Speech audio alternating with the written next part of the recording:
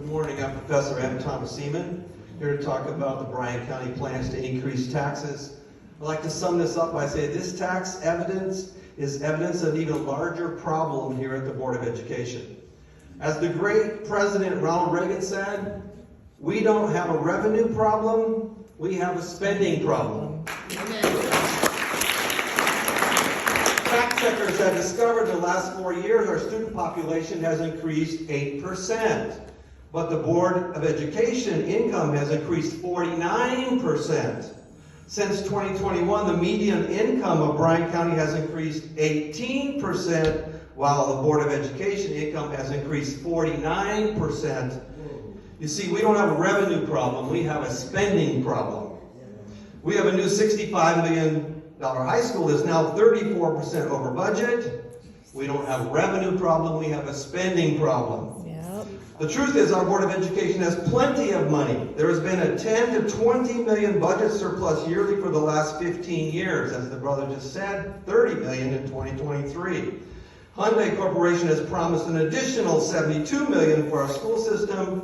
No, we don't have a revenue problem. We have a spending problem, guys. Preach it. We have a superintendent whose salary is $343,000 a year. Governor Kemp only gets $180,000. Do you really think our superintendent's job is more important than the governor of the state? I don't think so. No. We have an additional 52 employees making over $100,000 a year. That's $5.2 million. And they want to raise our taxes because they don't have enough money?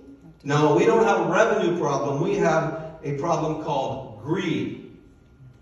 This is greed. Look it up in the dictionary. Webster. A selfish and excessive desire for more of something than is needed.